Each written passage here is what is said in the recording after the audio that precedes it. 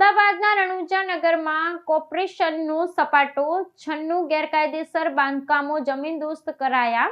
Ahmedabad municipal કોર્પોરેશનના town planning અને estate વિભાગ દ્વારા શહેરના રણુજા નગર વિસ્તારમાં ગેરકાયદેસર દબાણો સામે એક મોટી કાર્યવાહી હાથ ધરવામાં આવી હતી।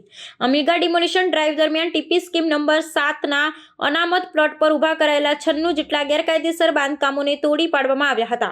આ કાર્યવાહીને પગલે સમગ્ર વિસ્તારમાં ભારે ચહલપહલ જોવા મળી હતી। વિભાગ દ્વારા પ્રાપ્ત માહિતી અનુસાર આ બાંધકામો રહેણાંક અને વાણિજ્યક પ્રકારના હતા, જે કોઈપણ પ્રકારની મંજૂરી વિના ઊભા કરી દેવામાં આવ્યા હતા। આ ગેરકાયદેસર દબાણોને કારણે ટાઉન પ્લાનિંગ સ્કીમના અમલીકરણમાં અને જાહેર સુવિધાના વિકાસમાં અવરોધ ઊભો થઈ રહ્યો હતો। કોર્પોરેશનની ટીમે ચુસ્ત પોલીસ બંદોબસ્ત સાથે કાર્યવાહીને અંજામ આપ્યો। આશરે 4500 ચોરસ મીટર જેટલો જમીન ખુલ્લી કરાવી હતી। અમદાવાદ મ્યુનિસિપલ કોર્પોરેશન દ્વારા શહેરના વિવિધ વિસ્તારમાં ગેરકાયદેસર બાંધકામોની દબાણોને દૂર કરવા માટે એક ઝુંબેશ ચલાવવામાં આવી રહી છે।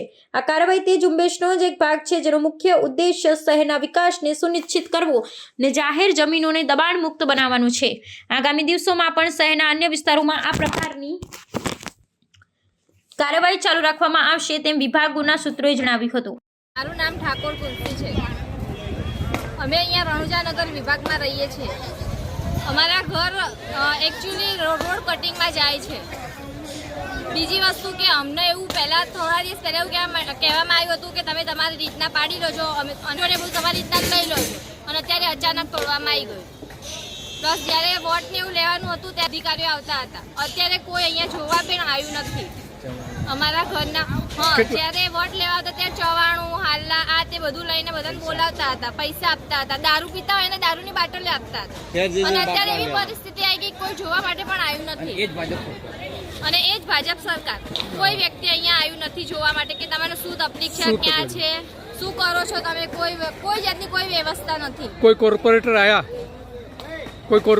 હતા અમદાવાદ મ્યુનિસિપલ કોર્પોરેશનમાંથી? હા, અમદાવાદ આવ્યા હતા કોર્પોરેટર વાળા, પણ એ લોકો એવું જ કઈ ગયા હતા કે તમે તમારી રીતના લેતા હોય ત્યાં સુધી અમે કઈ કરીશું નહીં, અને અત્યારે એમના જાતે જ તોડવા માંડ્યા છે। અચ્છા, તમે અહીંયા કેટલા સમયથી રહેતા હતા? અહીંયા સાસુ સસરાને 40-50 વર્ષથી રહેતા હતા। અને કેટલા ઘરના સભ્યો કેટલા છે? અમે ઘરના 13 જણા છે।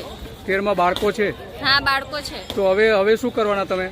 હવે સર કશું અત્યારે તો ડાયરેક્ટ છે એટલે કઈ ખબર નહીં શું કરીએ। સામાન બી બધો અહીંયા સામે જ મૂકેલો છે।